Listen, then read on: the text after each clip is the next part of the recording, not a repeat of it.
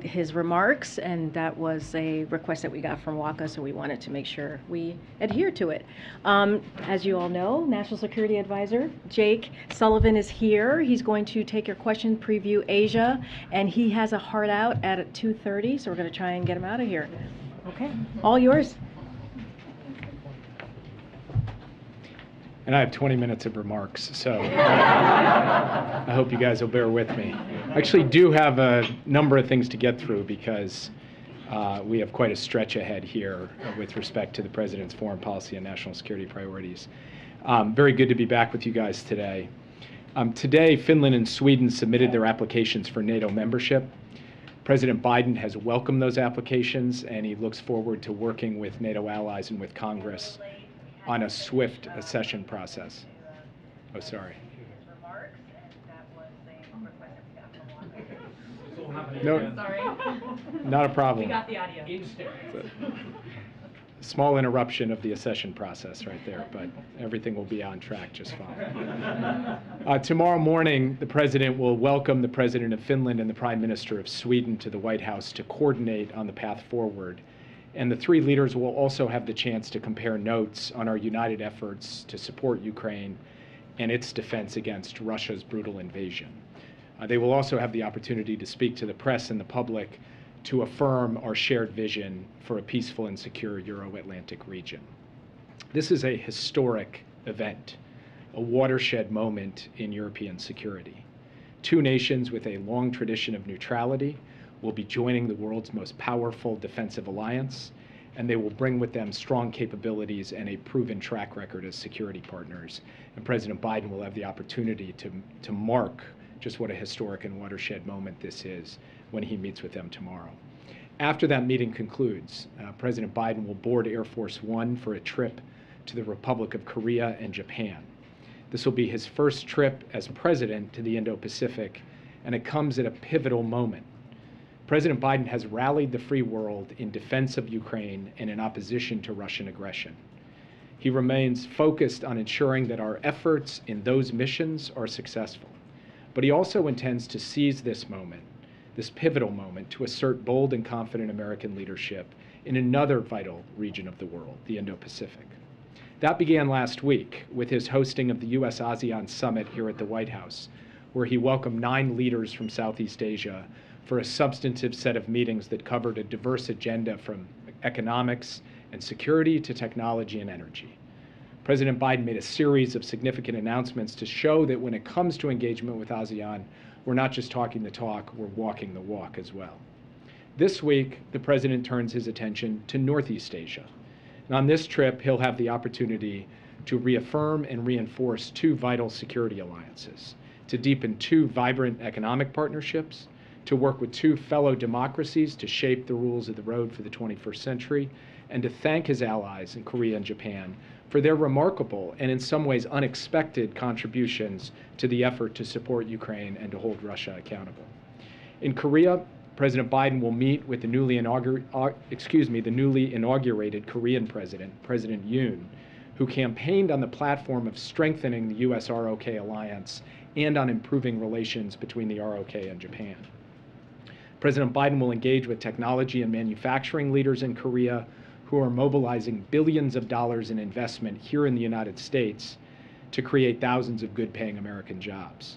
He will see American and Korean troops standing shoulder to shoulder in defense of our collective security and consult on the challenge posed by the DPRK's nuclear and missile programs. And he will highlight the truly global nature of the US-ROK alliance, from climate and energy and technology to economic growth and investment. In Japan, President Biden will meet with Prime Minister Kishida and his team, and we believe that the US-Japan alliance at this moment under these 2 leaders is at an all-time high. This visit can take us even higher. The 2 leaders will consult on the broad and deep economic relationship between our 2 countries, as well as on a range of regional and global security issues. We'll also cover the DPRK, as well as a number of other security issues, both in the Indo-Pacific and more broadly around the world. The US-Japan alliance is the cornerstone of peace and stability in the Indo-Pacific, and Japan's contributions as a security partner are rightly growing as the regional security picture becomes more challenging and dynamic. President Biden and Prime Minister Kishida will also be able to compare notes on the G7 agenda as the G7 summit approaches next month in Germany. In Japan, President Biden won't just have a bilateral program. He'll also have the opportunity to participate in the second in-person Quad summit, following on the summit he hosted here in Washington last September. He will do this alongside the Prime Minister of Japan, the Prime Minister of India, and the Prime Minister of Australia. And we believe that this summit will demonstrate, both in substance and in vision, that democracies can deliver and that these four nations working together will defend and uphold the principles of a free and open Indo-Pacific. While he's in Tokyo, President Biden will also launch a new, ambitious economic initiative for the region, the Indo-Pacific Economic Framework. IPEF, as we affectionately call it, is a 21st century economic arrangement, a new model designed to tackle new economic challenges, from setting the rules of the digital economy to ensuring secure and resilient supply chains, to managing the energy transition, to investing in clean, modern, high standards infrastructure. President Biden will be joined in person by the Prime Minister of Japan for the launch of IPEF, and virtually by leaders from a number of Indo-Pacific partners, from down under to Southeast Asia to Northeast Asia.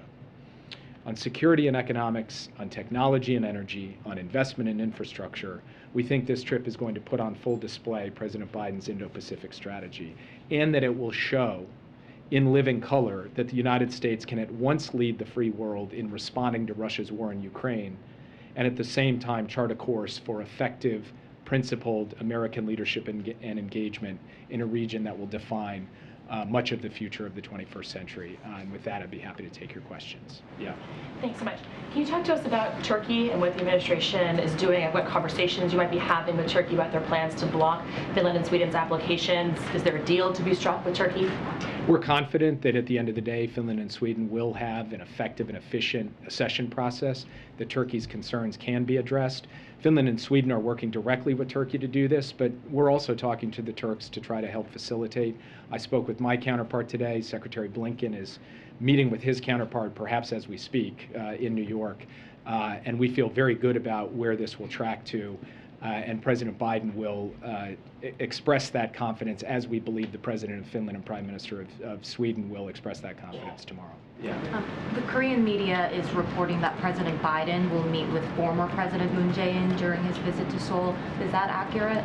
We don't have a meeting scheduled with President Moon at this time. Have there been any discussions between U.S. officials and Korean officials about Moon Jae-in potentially taking on a special envoy to North Korea-like role? I'm not familiar with any discussions along those lines. Yeah. In the statement today welcoming Finland and Sweden's application to NATO, almost at the very end, it said that while their applications for NATO membership are being considered, the U.S. will work with Finland and Sweden to remain vigilant against any threats to our shared security and deter and confront aggression. Does that mean that the U.S. is extending the NATO security umbrella to them while their applications are in process?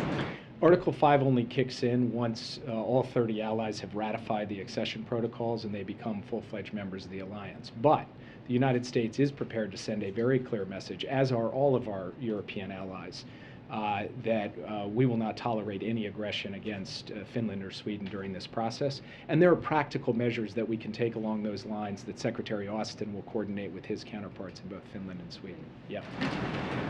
Jake, two questions, one on the accession and one on your trip. So when the initial NATO expansion happened, of course, there was a huge debate in Washington about whether it was a good idea or not. Remember, Ken himself wrote in the New York Times that he wasn't in favor of it. Was there any similar debate that went underway here about whether or not bringing Finland and Sweden in was a good idea, or whether it would further corner Putin?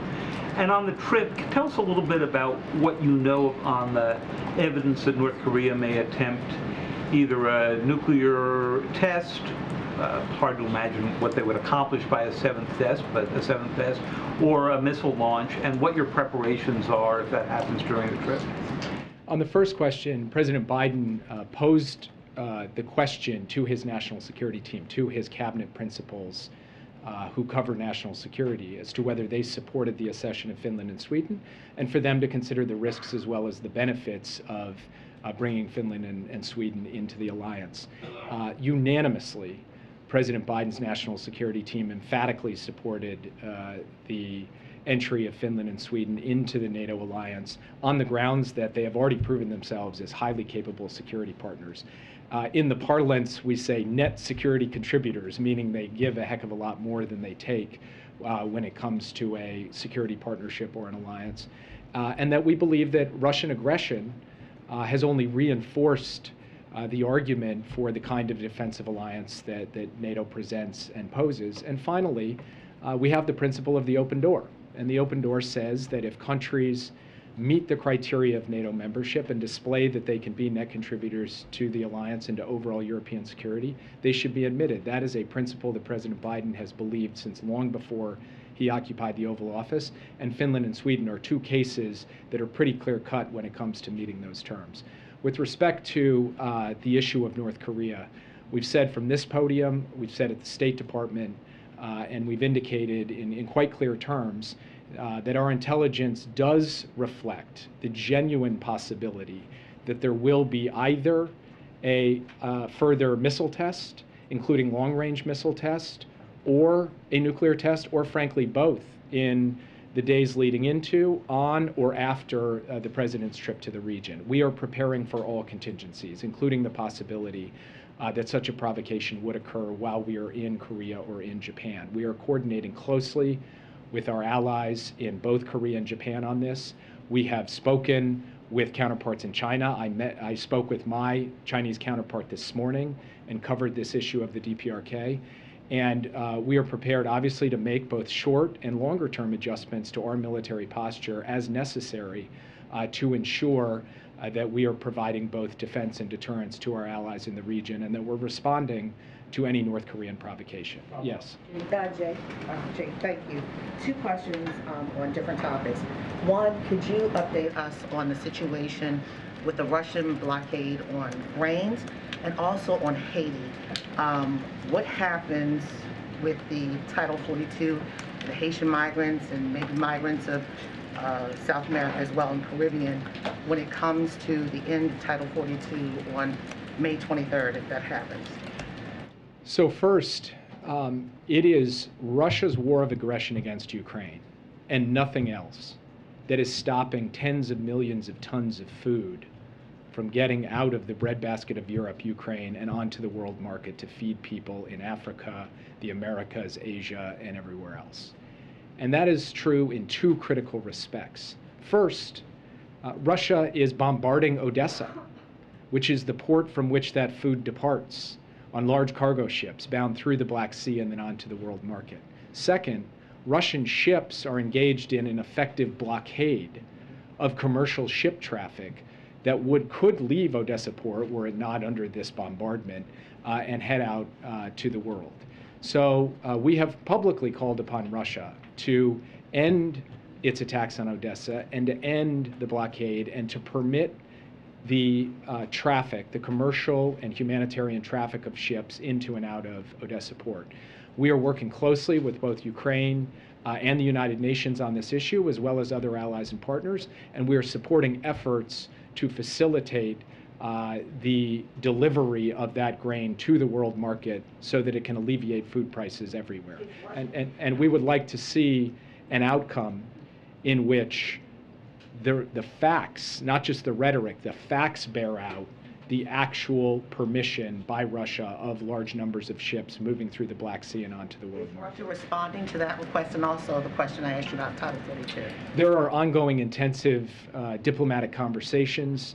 The United Nations Secretary General is involved in this. The Ukrainians are involved in this. Some of our other partners are involved in this. I'm not going to get ahead of those discussions. I'm only going to say that the United States stands ready in any way to help facilitate and deliver on that diplomacy to try to produce an outcome in which food is getting to the world stage. With respect to Haiti, we will have to see. Obviously, there are a number of issues bound up in the courts right now. But with the end of Title 42, the United States has put in place a process by which those individuals who claim asylum and have legitimate asylum claims can stay, and those who come and don't will go through the process, the legal process that exists and has existed for some time, even when Title 42 was in effect, large numbers of individuals were not subject to Title 42. They were subject to the standard legal process by which we deal with claims at our border for people who want to come and stay here. Expeditious deportation.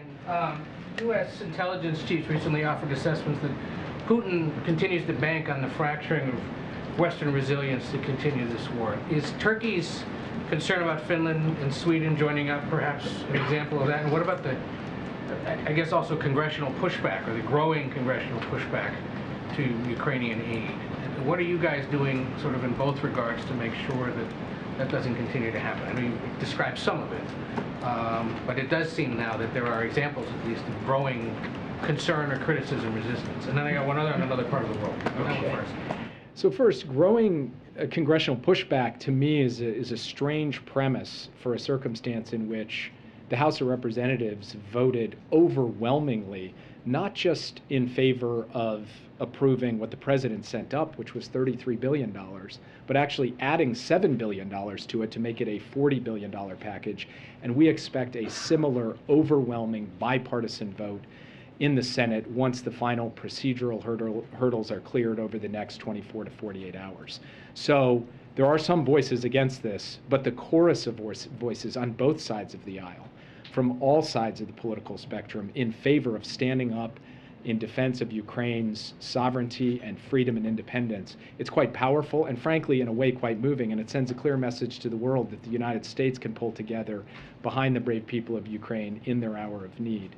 What was your other question? Well, just Turkey's continued concern here, and whether there might be others who are going to raise concern about NATO expansion. Look, the great thing about the free world, about the Western Alliance, about NATO, is that you've got a raucous collection of states that all have opinions, that all have perspectives, that all have interests. But they also know how to and when to pull together and how to settle any differences. And I expect these differences will be settled. I expect that NATO will speak with one voice in support of Finland and Sweden at the end of the day. And I think the remarkable unity you've seen with respect to sanctions coming out of the EU, the United States, and our Indo-Pacific partners, the support that we have provided Ukraine in terms of military and humanitarian assistance, it's only grown stronger over the course of the last 12 weeks. And we expect that that momentum will continue. And it's having a major impact on the battlefield. Ukraine won the Battle of Kyiv. Ukraine has now beaten Russia back from Kharkiv, and Ukrainian defenders are putting the military assistance we provided to good use in defending territory in the Donbass as well. Yes. Can I discuss a little bit about the challenges of trying to focus on the Indo-Pacific, a priority for you all from the get-go, given just, I mean, look, a bulk of the questions even here today have focused on other parts of the world. Tomorrow, Finland and Sweden are going, just the juxtaposition of what is going on in the world right now, as you all are trying to focus on the Indo-Pacific. You know, it's interesting. We actually don't regard this as a tension between investing time, energy, and attention in Europe and time, energy, and attention in the Indo-Pacific. We regard this as mutually reinforcing. First, look at the Indo-Pacific partners that have stepped up to help make these sanctions and export controls as effective as they are. Korea, Japan, Australia, even Singapore. Second, look at the extent to which European countries are increasingly invested in the Indo-Pacific in helping ensure that our vision of a free and open Indo-Pacific is actually realized. We see that with the AUKUS partnership, where you've got the United Kingdom alongside Australia and the United States. We see it with the way the European Union has, for the first time ever, put out an Indo-Pacific strategy.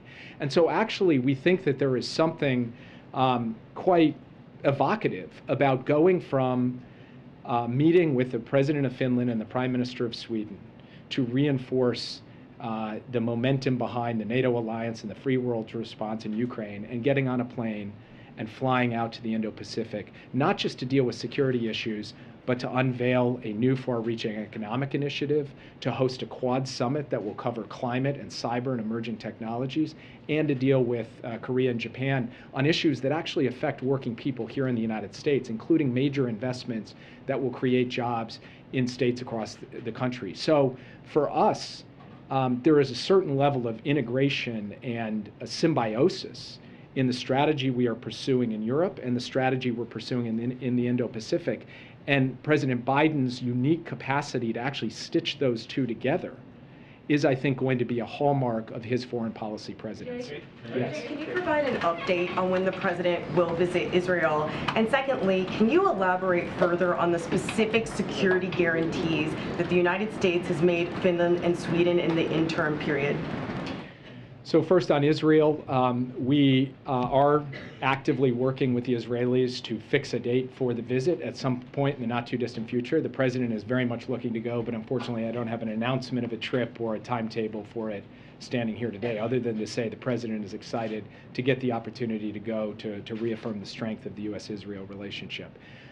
With respect to the specifics on security commitments or assurances or actions that we will take with Finland and Sweden, those are ongoing conversations that are happening at an operational and technical level between our Department of Defense and their ministries of defense, and also with other NATO allies and partners. And so I'll leave it in those channels for now, only to say that the U.S. stands ready to ensure that deterrence and defense for Finland and Sweden will be there should they need it, even though they don't get the full benefits of the Article 5 alliance until the accession process is properly complete, as is required, frankly, under our Constitution, where we need to get advice and consent from the Senate for that treaty. Yes. Thank you very much. Could you, regarding the trip, to what extent is the message in this trip going to be like a cautionary tale delivered to China to say, look what happened in Ukraine, look how we've responded, don't do anything similar? Is that going to be part of the messaging during the president's trip? The message we're trying to send on this trip is a message of an affirmative vision of what the world can look like if the democracies and open societies of the world stand together to shape the rules of the road, to define the security architecture of the region, to reinforce strong, powerful, historic alliances. And we think putting that on display over 4 days, bilaterally with the ROK and Japan, through the Quad, through the Indo-Pacific Economic Framework, it will send a powerful message. We think that message will be heard everywhere. We think it will be heard in Beijing. But it is not a negative message, and it's not targeted at any one country. It's targeted at an audience the world over about what American leadership, working flanked by allies and like-minded partners, can deliver for people everywhere. And we think we go into this trip very much with the wind at our back, with a strong case to make that we have what it takes to be able to deliver against the security and economic challenges of our time. And President Biden will head into the Indo-Pacific with a spring in his step, and we're very much looking forward to this visit. Will the president visit the DMZ, Jake? Will the president visit the DMZ? You can ask Karine.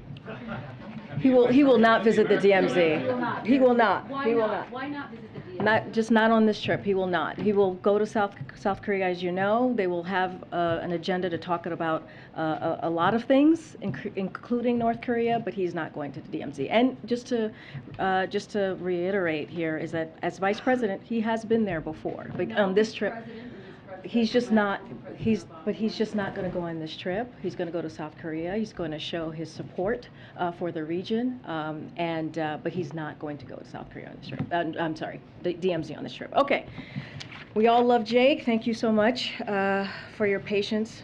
And I have one topper, and then we'll get to it. Okay, the Senate took an important step today with the bipartisan agreement announced by Chair Tester and Ranking Member Moran to advance their vision of the Honoring Our Promise to Address Comprehensive Toxics Act of 2022. President Biden has championed legislation to deliver the benefits and health care services that veterans impacted by toxic exposures have earned. This historic comprehensive bill will do just that.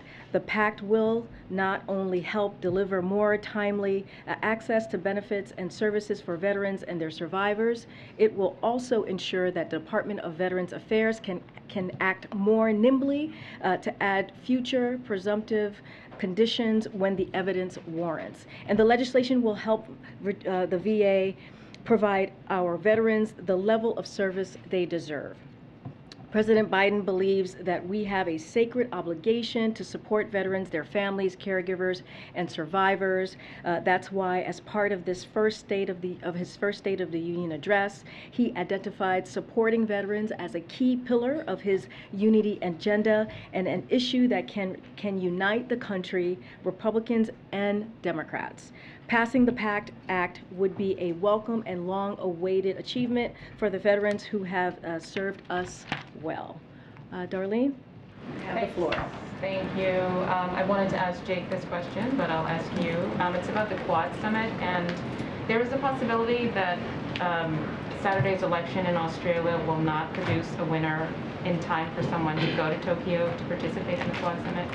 So what contingencies are there? Will the Quad meeting go ahead if Australia cannot I participate? believe the Quad meeting will go ahead. I don't have any more specifics than that about the, how that's going to affect any further deeper. But from what I understand, even Jake said this, that there's going to be a Quad summit. It's going to happen.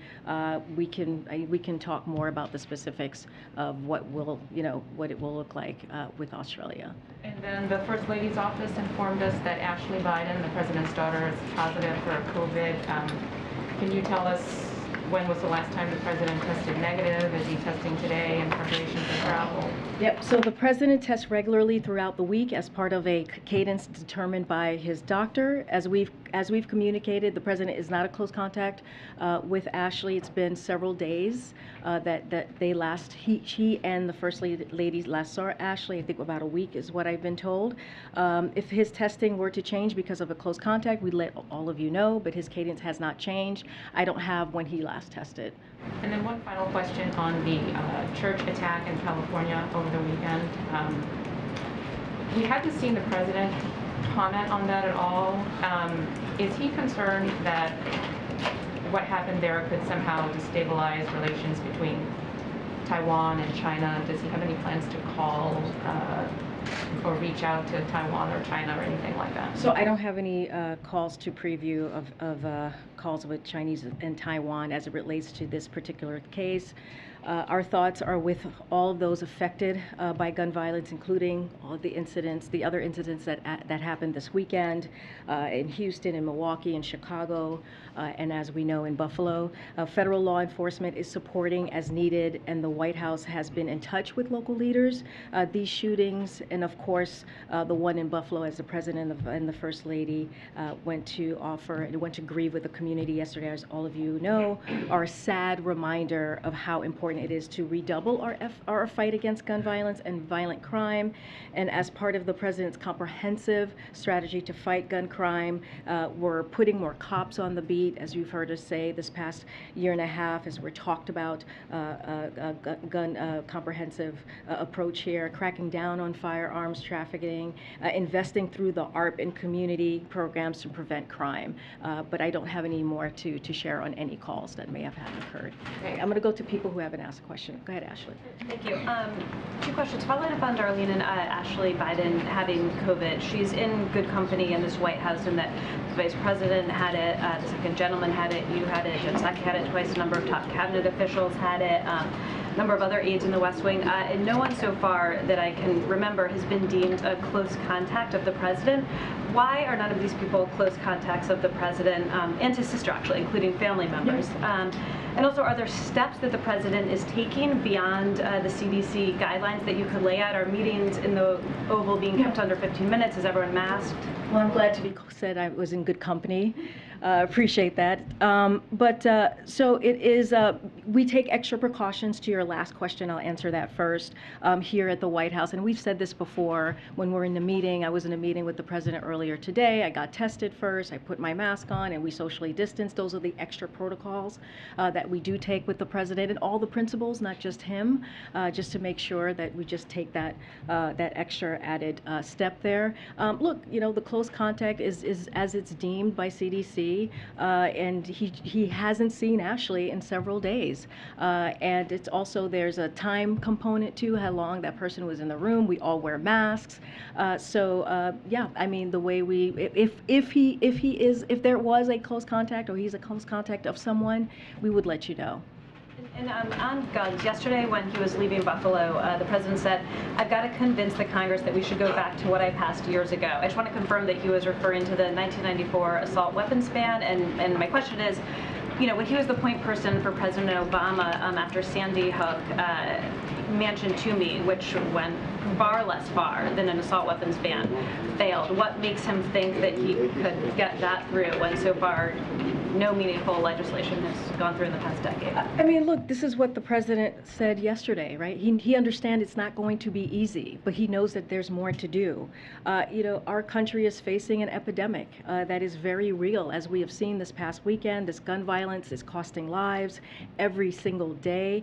And so, you know, when he was in Buffalo, we saw examples of that. He talked to the family, talked to them in a very personal way, and this is a top priority for the president, as it's been throughout his career. As you just mentioned, he mentioned his own legislation that he passed. Look, the president continues to urge Congress to act to pass universal background checks, to keep guns out of the wrong hands, and to renew a ban on assault weapons and high-capacity magazines to keep weapons off our streets. It's not going to be easy. He understands that, but he's going to continue to work very hard to make that happen. But I do want to add, Ashley, is that this administration has done more on gun violence reform via executive action than any other president in its first year in their administration. So that is his commitment in what he's done just this year and a half.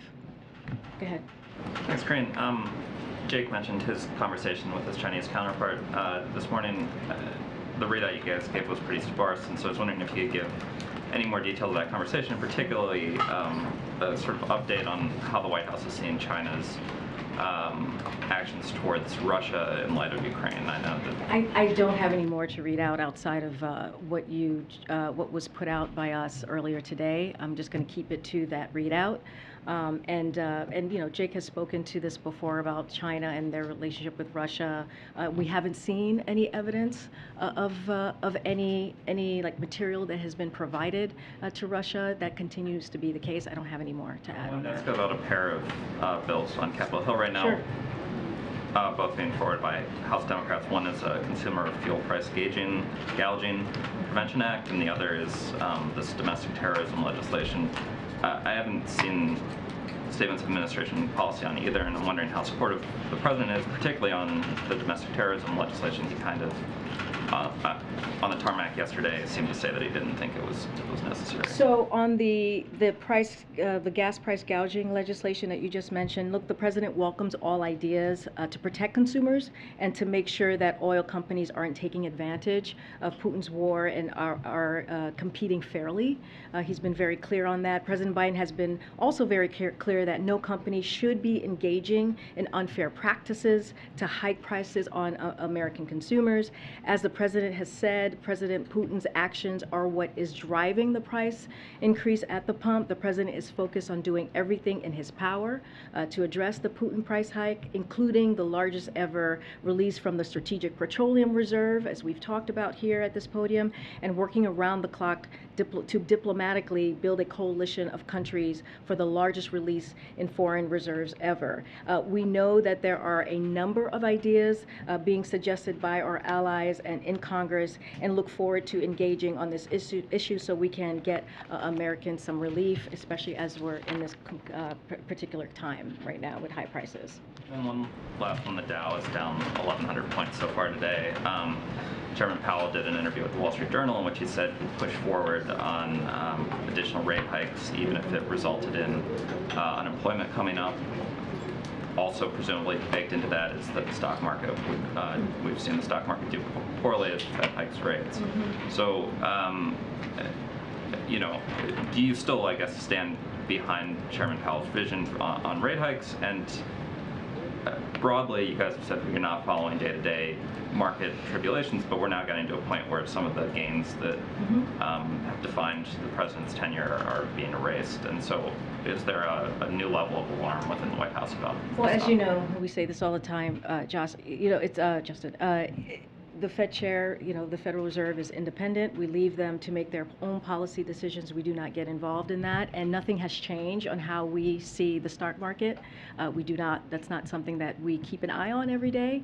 So I'm not going to comment about that from here. I do want to touch on base on the domestic terrorism and what the president said yesterday about about domestic terrorism. Look, it's a growing and evolving threat, and one that the Biden administration has taken very seriously since our first day in office. We have said we have been studying the details of different proposals, and there are a range of ideas that have been proposed in Congress that could improve our ability to detect and respond to these threats. What the president was specifically referring to yesterday when he was on the tarmac was the set of existing laws on the books that provide law enforcement with authorities to investigate and prosecute domestic terrorism and hold those who commit hate-filled attacks accountable. As part of our national strategy for countering domestic terrorism, we increased our support for federal, state, and local law enforcement as they address domestic terrorism nationwide, including increasing resources and providing trainings to thousands of law enforcement entities. DOJ has made domestic terrorism-related investigation and prosecution a top priority at the national and local level, and plus DOJ earlier this year announced the creation of a new domestic terrorism unit with the counterterrorism section of the National Security Division that will enforce the expertise and experience on these issues available to federal prosecutors nationwide. So there is a commitment there, and that's what he was talking about. Go ahead. We're about 3 weeks away from the Summit of the Americas. You've got Chris Dodd down in Mexico today trying to convince President Lopez Obrador to come. What's the president's level of optimism that Mexico will attend this Summit of the Americas? And, well, is the guest list finalized? Has the president decided who to invite? The guest list is not finalized. Hopefully that will happen soon, and I promise once we have it, we will share it. The president is optimistic. We don't have anything to share at this moment. Again, once we have it, we'll be happy to share it with all of you. Karine. Thanks, Karine. DHS said today that they'll be pausing the Disinformation Governance Board.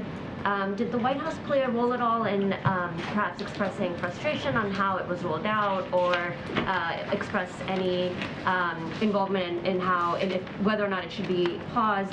And then also some experts have said that it was sort of set up to fail the way it was rolled out. Do you have a response to that? So the board has never convened. It never convened, and the board is the board is pausing in the sense that it will not convene while former Secretary Chertoff and former Deputy AG Gorlick do their assessment. But the departments work across several administrations to address disinformation that threatens the security of our country is critical, and that will indeed continue. And again, neither Nina Jankovic nor the board have anything to do with the censorship or with removing content from anywhere. Their role is to ensure that national security officials are updated on how misinformation is affecting the threat environment. She has strong credentials and a history of calling out misinformation from both the left and the right, and that's our focus. Did the White House play a role at all in whether it should be paused or what should happen with the board? No. First of all, like I said, this is what's happening. There is a pause. We did not have an involvement in this at all. Just another quick question. Congressman Schrader, who received a rare endorsement from the president in a Democratic primary, is on track to lose.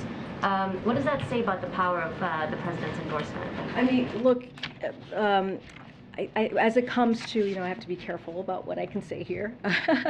But the race in Oregon was focused on just how much each candidate supported the president. That's what we saw in this particular race.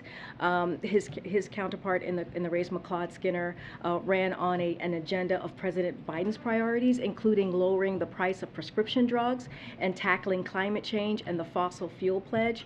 Her support for President Biden extends back back to 2020 election when she said he's the guy. He knows how to choose a great team. On the campaign trail, McLeod Skinner has sought to tie herself to President Biden and paused and praised his presidency. Even on day one, President Biden endorsed Representative Schrader. McLeod Skinner wrote, "I respect Biden's work to tackle COVID-19 and rebuild our economy." In February, McLeod Skinner praised President Biden's effort at diplomacy around the situation in Ukraine. McLeod praised President Biden's plan to lower health and care costs, elder care costs, child care costs, and prescription drug costs as a transformative investment in the future of Oregon's families. So that's how we see it. We think both sides were very much supportive of the president. Thank you.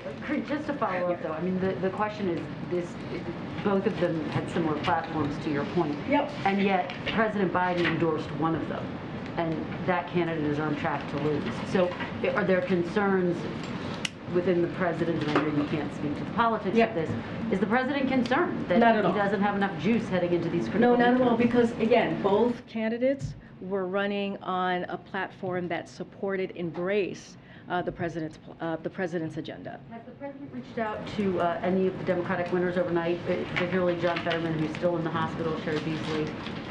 I don't have any calls to read out, but I do believe the one thing that I can say here is that he spoke last night. The president did speak to Giselle Fetterman and wished the lieutenant governor was speedy recovery.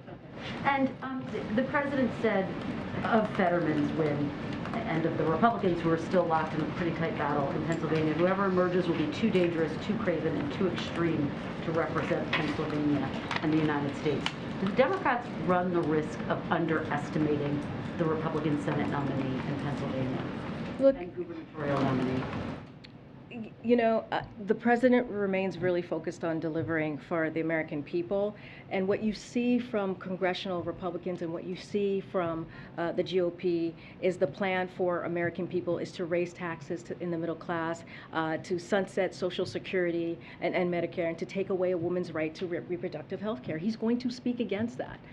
He is going to continue to speak for the American public. And so he's not going to stay quiet. And this is something that is incredibly important to make sure that the American people and what he's doing for the American people is made sure that it happens, right? What the other side is trying to do is trying to stop us from trying to lower cost for folks, as I just laid out. And just very quickly, Senator Raphael Warnock saying that he's coming to the White House to meet with the president today. Can you talk a little bit about that, about the student loans, and is the president open to increasing the forgiveness rate? It seems like he's in the $10,000 range. Senator Warnock wants it to be closer to $50,000. Would the president come up? So we meet with members of Congress on a variety of issues. Is he going to meet with Warnock today? These are senators who have been leaders on college affordability and student debt. The president values their perspective and looks forward to the discussion this afternoon. So yes, but I don't have more to read on that. I've said this a couple of times. A decision hasn't been made yet. I don't have a timeline. A decision hasn't been made. Yeah. Thank you, Karine. A follow-up to the Disinformation Board. Last week, you guys said that you needed this Disinformation Governance Board at DHS to make sure that freedom of speech is protected across the country and that these platforms are not used for forms of disinformation. So what changed? Look, the Department of Homeland Security, they began their statement repeating that the board had been intentionally mischaracterized, which is a little bit of what you were asking me, and they were explicit about what it does and does not do.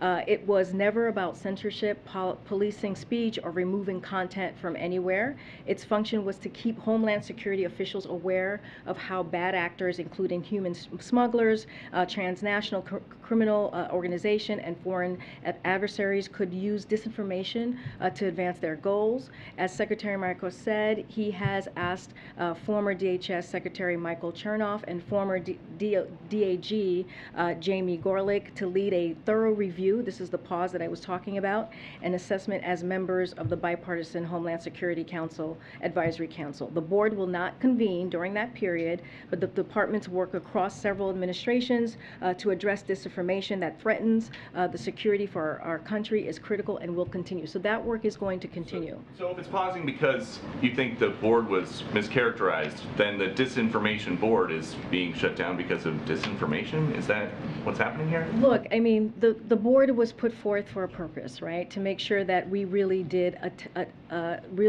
address what was happening across the country when it came to disinformation. And it's okay to wait now, but 75 no, days. it's just going.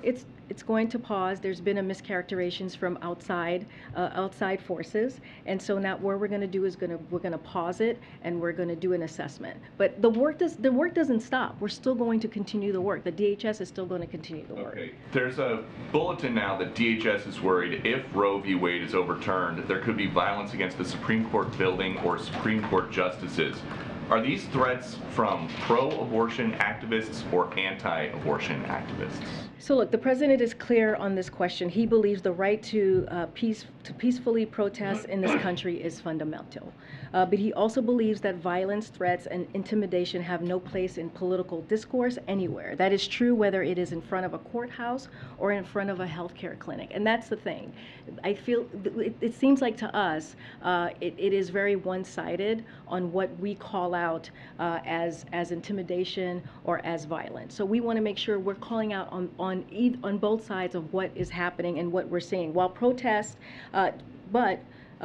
while protests have been peaceful to date, the Department of Justice has U.S. Marshals providing support to support court-martial, and the President believes Congress should pass the legislation to fund increased security for court and judges as soon as possible. Yesterday, in reference to this, the Department of Homeland Security said they are committed to protecting Americans' freedom of speech and other civil rights and civil liberties, including the right to peacefully protest. DHS is also committed to working with our partners across every level of government and the private sector to share timely information and intelligence, prevent all forms of violence, and to support law enforcement effort to keep our communities safe. And then final question on gas prices. Americans are now spending $5,000 a year on gasoline. That's almost double what they did a year ago. Where are people supposed to go to get all that extra cash? To get the extra cash to pay for gas? Yeah. Well, I mean, one of the things that we've been very clear about is to do everything in our power to make sure that we lower cost. You know, it is important. We see it. The president understands what the American people is going through, and that's why we're doing everything that we can. We've made multiple announcements in the past several months of what we're doing, whether it's the Strategic Petroleum Reserve, whether it's the ethanol 15, to make sure that that the American people are not feeling Putin's price hike. This is where this is coming from. 60 to 70% of the current price hike that we have seen has come from Putin's aggression against Ukraine. So the president announces on March 31st that he's got all these steps to lower gas prices, and it's still Putin's fault 7 weeks later.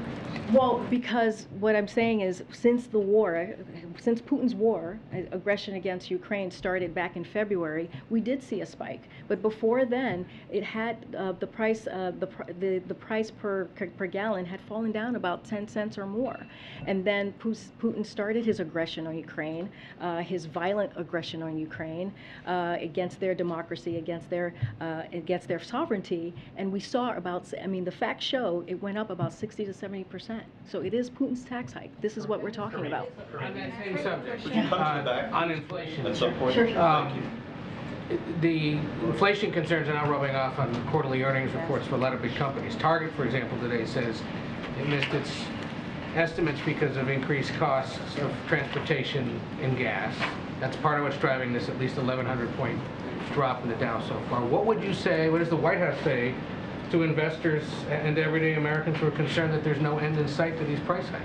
Look, you know, I'm not going to speak to the stock market, but, you know, this is something that is very important to the president when it comes to inflation and making sure that we lower costs for the American people.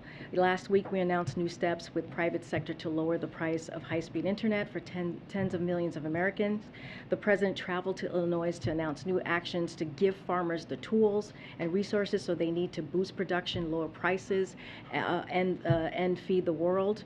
The nonpartisan Congressional Budget Office found that the deficit fell by 1.5 trillion this year, putting us on track for the fastest deficit reduction in any year on record. These actions build on other actions the president has taken to lower costs in recent weeks.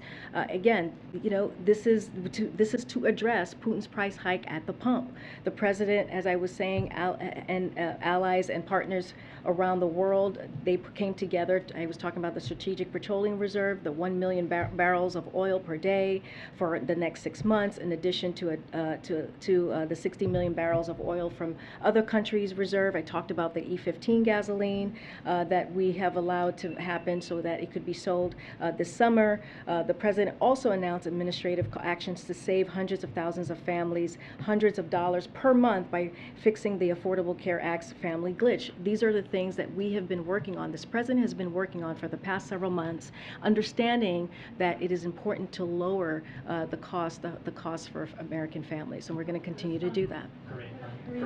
I'm going to try and go to the back. Go ahead, you, sir. Thank you very much. Thanks a lot. Oh, yeah, go ahead. Go ahead. Can you talk a little bit about President Biden's long-term thinking on Ukraine? There's a possibility this war could go on for months or years. And what is the president's commitment to supplying weapons to Ukraine in the long term? Well, as you know, there is a supplemental. There is a Ukraine funding that's in the Senate right now for about $40 billion that we are encouraging the Senate to pass, and so that is going to be part of continuing to help Ukraine with material, with defense material and humanitarian aid. Look, this is something that's incredibly important to the president, but also to our partners and allies, that we make sure that Ukraine is able to defend their democracy. It is important for us as a country, as a leader, in this world, to make sure that we're doing everything that we can so that happens.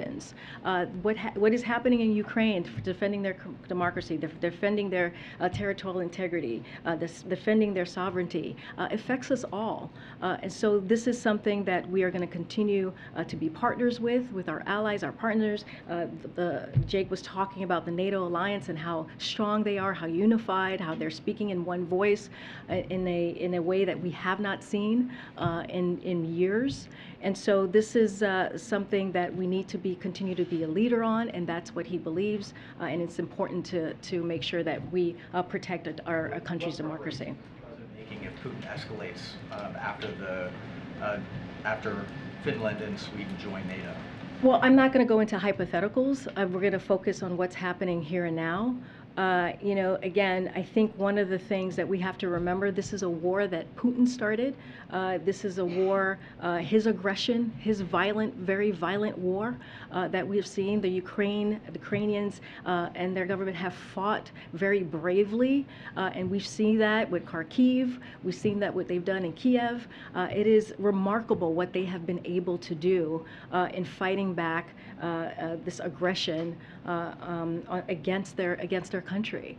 And so that is going to be our focus, to make sure that they have everything that they need to strengthen their table when it comes to hopefully having some diplomacy and getting to an end of this war. But in the meantime, we have to support them. Karine. Yep. Go ahead, Jonathan. Thank you, Karine. In the wake of the Buffalo shooting, there have been several civil rights groups who have expressed some unhappiness at the lack of outreach from the Biden White House and frustration about a lack of progress on hate crimes, gun violence, and so on. I'll just read you one. Yeah. The Reverend Al Sharpton, who has been a visitor of the White House several times, says, quote, "This administration has met less with civil rights and civil liberty groups than previous administrations in a formal, substantive way." He goes on to say that he's asked for a meeting here in the wake of this shooting, and, quote, "We've got no response from the White House." Can you give an update on this? Will there be a meeting with civil rights groups, and can you address his frustrations? So, I don't have any meetings to read out for you, or any meetings scheduled at this time.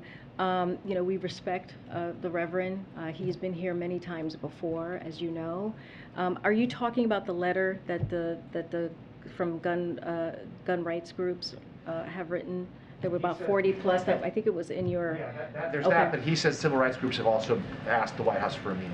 Yeah, we've met with civil rights groups over the last year and a half. I don't have any meetings to read out to you at this time. Look, the one thing I do want to say is that, you know, the president agrees with these groups on the urgency of acting, and he applauds the work that they're doing to rally support around the country for a common sense agenda to fight the epidemic of gun crime. He understands that. That's one of the reasons he went to Buffalo, to have that conversation, to grieve with the family, and he spoke to them in a very personal way. There's a couple of things from that letter that I do want to just talk about in a little bit, since it was in your publication.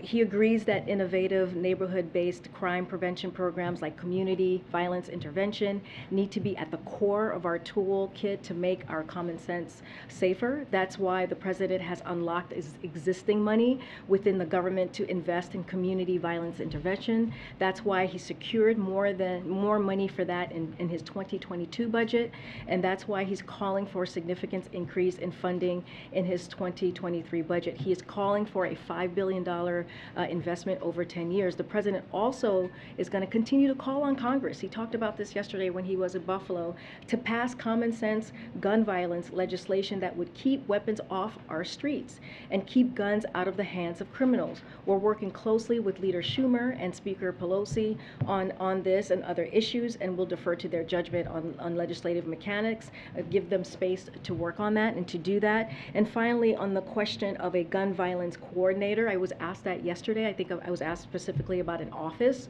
You know, we have Ambassador Susan Rice here, who is the chair of the Domestic Policy Council, as you all know, and she is coordinating President's whole of government approach to reducing gun violence, leading a 12-person team that connects violence reduction to broader resources like mental health supports, workforce development opportunities, and more. She has decades of experience coordinating interagency process in the federal government. There's no one who is better at bringing stakeholders to the table to drive progress, and we know that. So that's important because tackling an issue as complex in gun violence requires multidisciplinary approach, and we're talking about housing, mental health, community support, all of the things, apprenticeship, all of the things that are so important in order to deal with this issue.